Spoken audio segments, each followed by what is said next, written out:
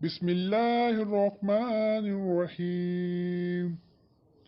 اللهم صل على محمد وعلى آل محمد كما صليت على إبراهيم وعلى آل إبراهيم إنك حميد مجيد.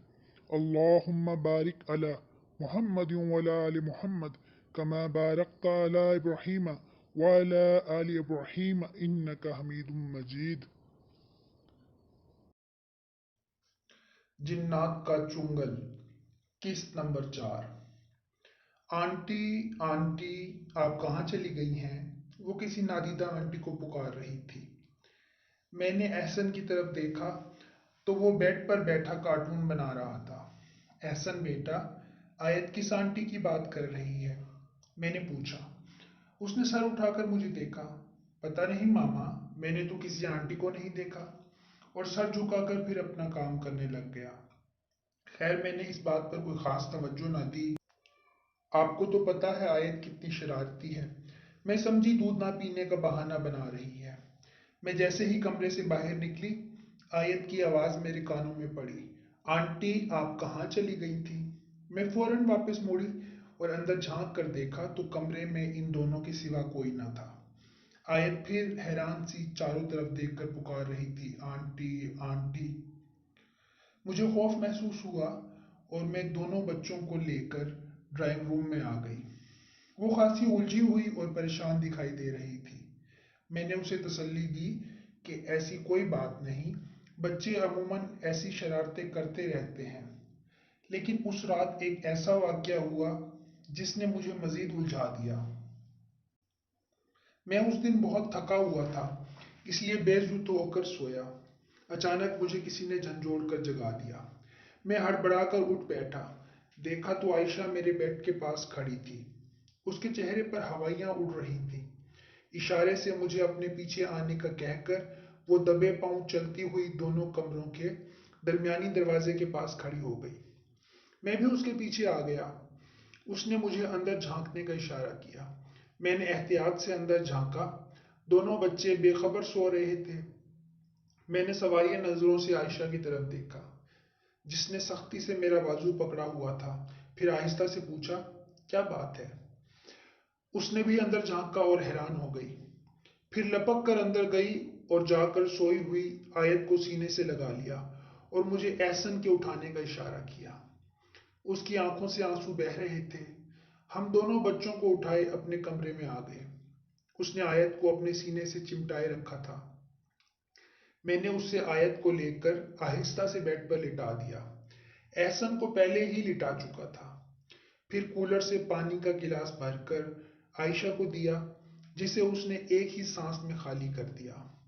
وہ یوں ہانپ رہی تھی جیسے میلوں بھاگتی ہوئی آئی ہو۔ پانی پینے کے بعد اس کے حواس کچھ بحال ہوئے تو میں نے پوچھا، عائشہ کیا بات ہے؟ کیا تھا کمرے میں؟ اس نے ڈبڈبائی ہوئی آنکھوں سے میری طرف دیکھا۔ آیت کی ہنسنے کی آواز سے میری آنکھ کھل گئی۔ پہلے تو میں سمجھی وہ نیند میں ہنس رہی ہے۔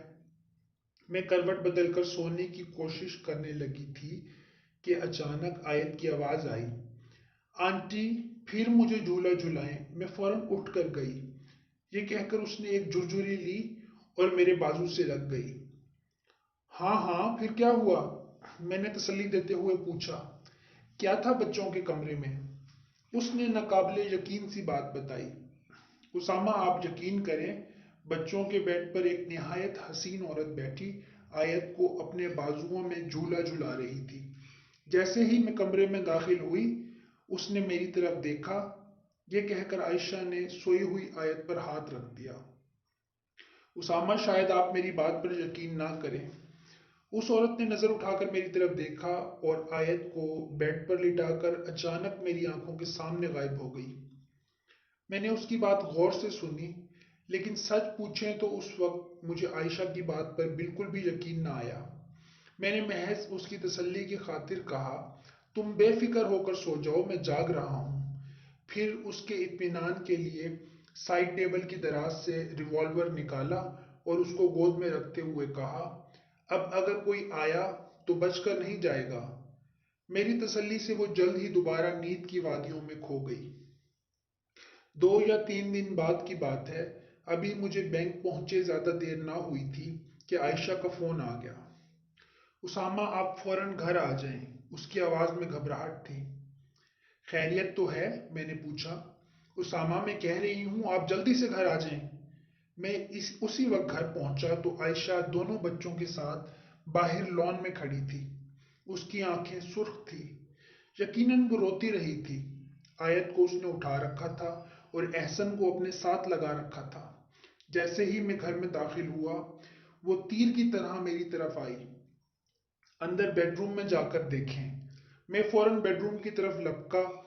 اندر جا کر دیکھا تو کچھ بھی نہ تھا۔ عائشہ دونوں بچوں کو لیے بالکل میرے پیچھے کھڑی حیرت بھری نظروں سے اندر کی جانب دیکھ رہی تھی۔ میں جھنجھلا گیا۔ کیا بات ہے عائشہ؟ آخر تمہاری پریشانی کیا ہے؟ وہ رونے لگی۔ مجھے اپنے لہجے کا احساس ہوا۔ میں نے نرم لہجے میں دوبارہ اس سے پوچھا، کچھ بتاؤ تو صحیح، آخر بات کیا ہے؟ اس نے پھر ایک ایسی بات بتائی جس پر یقین کرنا مشکل تھا۔ اسامہ میں بچوں کے لیے دودھ بنا کر اندر آئی تو دیکھا دونوں بچے مٹھائی کھا رہے ہیں اور رات والی عورت ان کے پاس کھڑی ہے۔ پھر فریادی نظروں سے میری طرف دیکھ کر بولی، اسامہ پلیز مجھے اس گھر سے کہیں دور لے جائیں، ہم اس گھر میں نہیں رہیں گے، پلیز آپ کوئی اور گھر تلاش کر لیں۔ میں نے اس وقت تو اسے کچھ نہیں کہا بلکہ تسلی دی، ٹھیک ہے کوئی اور گھر تلاش کر لیتے ہیں۔ لیکن مجھے عائشہ کی بات سے اتفاق نہیں تھا۔ شاید بھرے گھر سے آنے کے بعد وہ تنہائی محسوس کرنے لگی تھی۔ میں نے بچوں سے پوچھا، ان کا کہنا تھا کہ ایک آنٹی ان کے ساتھ کھیلتی اور انہیں کھانے پینے کی اشیاء لا کر دیتی ہیں۔ خیر میں نے سوچا عمران سے کہہ کر کسی دوسرے گھر کا بندوبست کرتا ہوں۔ رات کو عائشہ نے بچوں کو اپنے ساتھ سلایا اور میں دوسرے کمرے میں سو گیا۔ دوسرے دن ناشتے کے بعد میں نے کہا میں بینک جاتے ہوئے تمہیں نازش کے گھر چھوڑ دوں گا۔ دفتر کے بعد میں اور عمران مکان کی تلاش کرتے ہیں، انشاءاللہ ایک دو دن میں مکان مل جائے گا اور ہم لوگ شفٹ ہو جائیں گے۔ عائشہ کچھ شرمندہ تھی، کہنے لگی میری وجہ سے آپ بھی پریشان ہو گئے ہیں، پتہ نہیں یہ سب کیا ہے، کہیں میرا وہم ہی نہ ہو۔ کچھ بھی ہے، اب ہم اس مکان میں نہیں رہیں گے، خواہ مخواہ پریشانی پالنے سے کیا فائدہ؟ میں نے اس کی تسلی کی خاطر کہا۔ عائشہ نے مجھے خدا حافظ کہا اور میں بینک چلا گیا۔ مصروفیت کی وجہ سے مکان والی بات میرے ذہن سے نکل گئی۔ دوسری رات بھی میں ساتھ والے کمرے میں سو گیا۔ رات کا نہ جانے کون سا پہر تھا، اچانک میری آنکھ کھل گئی۔ یوں محسوس ہوا جیسے میرے ساتھ بیڈ پر کوئی اور بھی موجود ہے۔ کمرے میں زیرو پاور کا نیلگوں بلب جل رہا تھا۔ میں نے کروٹ بدل کر دیکھا تو عائشہ بیڈ کے دوسرے کنارے پر میری طرف پشت کیے بیٹھی تھی۔ سیاہ گھنے بال اس کی پشت پر پھیلے ہوئے تھے۔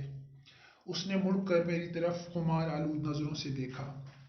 حسین آنکھوں میں پیار کا سمندر ٹھاٹے مار رہا تھا۔ اس کے ہاتھ میں تازہ گلاب تھا جس کی خوشبو سے کمرہ مہک رہا تھا۔ اس نے گلاب میری ناک سے لگا دیا۔ خوشبو سے میرا وجود معطر ہو گیا۔ میں نے اسے ہاتھ سے پکڑا تو پکے ہوئے پھل کی طرح میرے اوپر آن گری۔ یوں تو عائشہ کے انداز میں ہمیشہ سپردگی ہوا کرتی تھی، لیکن آج اس کی ہر ادا میں ایک خاص قسم کا والہانہ پن تھا۔ وہ جیسے میرے وجود میں چھا گئی۔ کمرہ اس کی معطر سانسوں سے مہک گیا۔ ہم ایک دوسرے میں کھو گئے۔ اٹھیں خان صاحب، کیا بات ہے؟ رات نیند نہیں آئی؟ آپ تو صبح سویرے جاگنے کے عادی ہیں، آج کیا ہو گیا؟ عائشہ نے مجھے جھنجھوڑ کر جگایا۔ یہ خوب کہی تم نے، رات کو سونے نہیں دیا، اب کہہ رہی ہو رات کو نیند نہیں آئی۔ بڑی چلاک ہو، میری آنکھوں میں ابھی تک گزری رات کا خمار تھا۔ خواب پھر کسی وقت دیکھ لیجیے گا، اب اٹھ جائیں نماز قضا ہو جائے گی۔ وہ میری طرف دیکھ کر ہنسی۔ کاش ایسے سپنے تو ہر روز آیا کریں، ویسے رات جو محبت تم سے ملی اس کا شکریہ۔ ارے یہ گلاب کا پھول کہاں سے آیا؟ وہ چونک کر تکیے کی طرف دیکھنے لگی۔ لان میں تو ابھی گلاب کے پودوں پر پھول لگے ہی نہیں۔ اب کی بار میں نے حیرت سے اس کی طرف دیکھا۔ تم رات کو خود ہی تو لائی تھی۔ میں؟ मैं कहाँ से गुलाब लाती भला? वो हैरत से गुलाब के फूल को देख रही थी। मैं उसकी बात सुनकर उठ बैठा। रात में भी हैरान था कि तुम ये ताज़ा फूल कहाँ से लाई हो, लेकिन तुमने सोचने का मौका ही नहीं दिया। और खान साहब संजीदा हो जाएं, मैं ये फूल नहीं लाई, और रात तो मैं आपके कमरे में आई ही नहीं, बल्कि कुछ जल्दी सो गई थी। सुबह सुबह इस तरह का मजाक नहीं करना चाहिए। मैं हंस पड़ा। आपकी कसम मैं सच कह रही हूँ।